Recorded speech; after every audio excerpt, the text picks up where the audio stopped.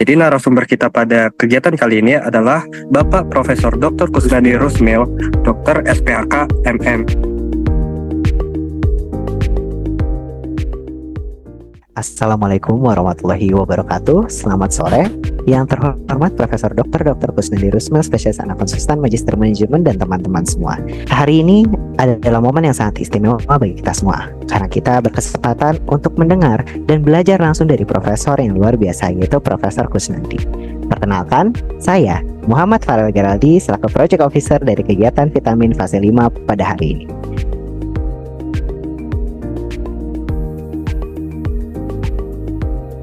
Tahun 69 saya masuk kedokteran di UNAN. Naik tingkat 2 sampai tamat dokter saya di Bandung.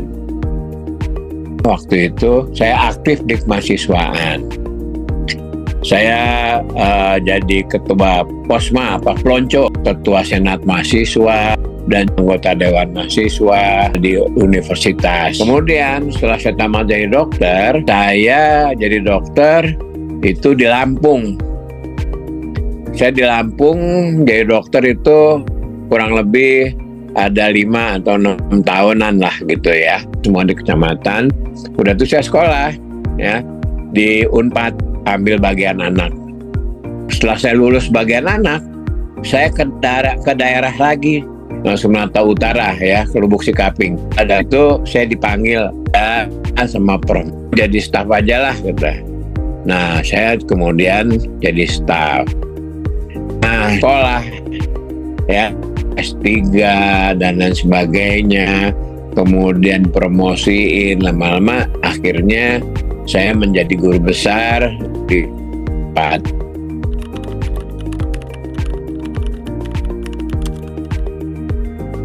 Ya, waktu saya di Lampung, ya, maupun saya waktu menjadi dokter spesialis anak itu kan anak-anak banyak yang sakit ya, sakitnya berat-berat ya, sehingga saya, waduh, ini anak-anak ini mesti ditolongin ini ya, sehingga dia itu bisa baik, sehingga saya belajar pediatri pencegahan ya.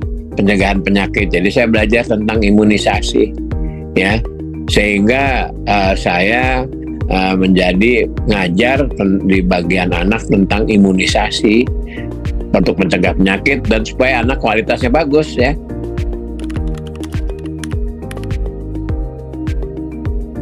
Ya itu otomatis ya.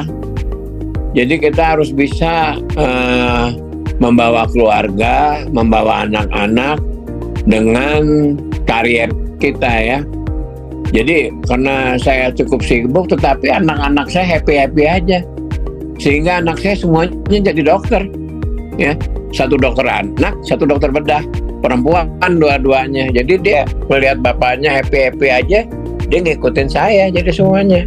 Jadi kelihatannya tanpa hambatan kehidupan sehari-hari. Saya sama anak, sama istri saya juga dokter ya, dokter gigi ya, dari UGM. Jangan ngoyo aja, kita biasa-biasa aja menjalani kehidupan ini dengan baik ya.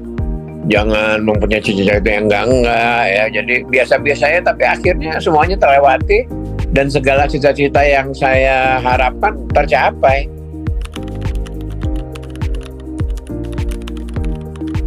Saya itu udah pensiun. Saya hanya konsultan jadinya di Unpad dan di bagian anak, uji klinis ya. Waktu COVID itu saya memang peneliti utamanya. Pada waktu itu Pak Jokowi datang ke Bandung ke laboratorium kita melihat ya, tapi terus terang waktu lagi COVID saya dipanggil Pak Jokowi ke istana nanyain bagaimana caranya. Saya bilang harus punya vaksin.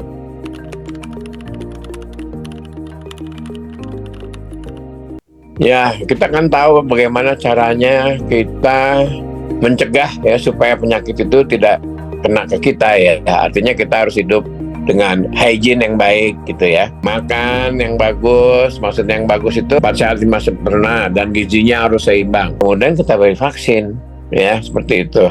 Nah, sehingga lama-lama penyakit itu hilang.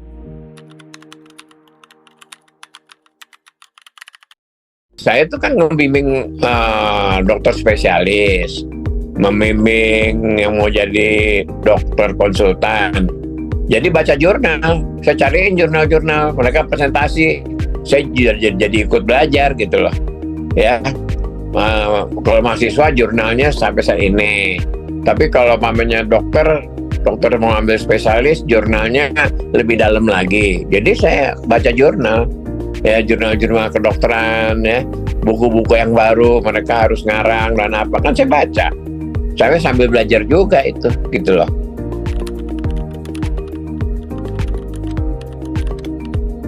Semuanya itu tentu ada ini ya, ada tantangan-tantangan yang harus dilewati. Gak ada yang semuanya gampang gitu, otomatis enggak. Kita yang harus berusaha bekerja sebaik mungkin, ya. Kalau ada ilmu baru kita pelajari. Jadi harus mengupdate ilmunya selalu.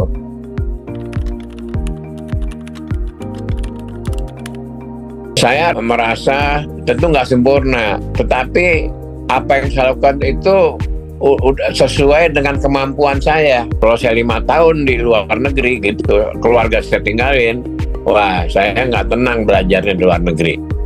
Tapi saya puas ya sama kehidupan saya sekarang, bahwa semua yang saya cita-citakan gitu ya, menurut saya sudah sesuai sama keinginan saya gitu.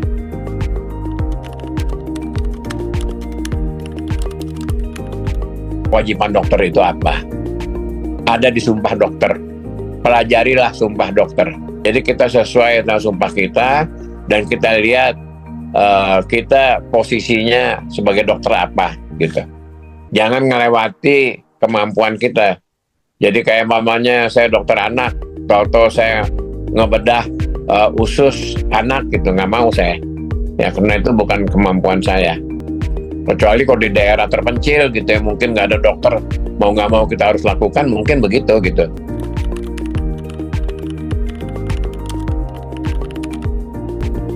Kita harus belajar dan kita harus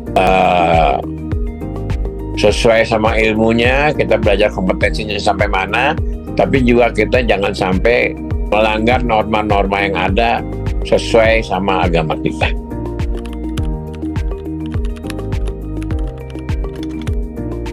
Sekali lagi, kita harus belajar tentang etika profesi. Jadi kita sambil kita belajar sekolah di kedokteran, kita belajar profesi kedokteran itu kan ada ya, Sumpah Dokter. Kita harus menguasai Sumpah Dokter itu gimana, memahami betul tentang Sumpah Dokter, Sumpah Profesi ya, dan kita mempelajari ilmu dengan sebaik mungkin sehingga kita nggak keluar daripada pengetahuan ilmu yang kita pelajari.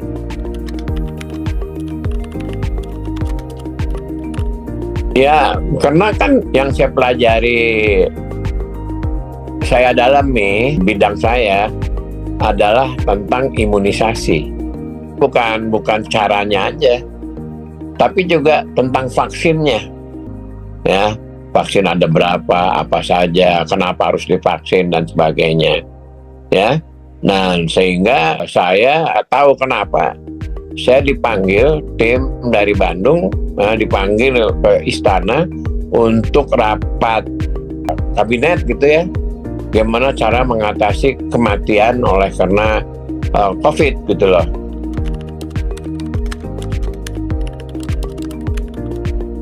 Itu dokter anak tuh seluruh Indonesia tuh standarnya sama ya, dia ada kolegium ilmu kesehatan anak. Jadi itu standarnya sama, cara-caranya sama. Jadi saya bilang saya nggak pernah ada berseberangan gitu loh ya, hampir sama. Dokter umum pun juga begitu. Waktu saya masih kerja di rumah sakit di Lampung, itu nggak pernah saya bertengkar dengan teman-teman seperjuangan di daerah ya. Jadi komunikasi itu yang paling bagus. Ya, sekali lagi komunikasi. Jadi jangan merasa kita pintar sendiri ya. Kita kalau kita anggap orang lain itu lebih bagus daripada kita, ya kita ikutin yang lainnya lah ya.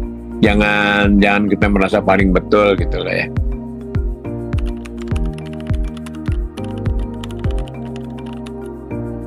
Nah, itu tergantung sifat dan keinginannya, ya. Jadi kalau memang keinginannya berbeda dengan saya, tentu dia akan menjalaninya akan berbeda, gitu loh. Umpamanya jadi dokter nggak mau di daerah, pengennya di kota besar. Nah, itu tentu udah berbeda sifatnya. Dan tiap-tiap orang kan kenikmatannya beda-beda gitu loh ya. Sesi selanjutnya adalah pemberian sertifikat kepada profesor. Waduh, terima kasih, bagus sertifikatnya itu.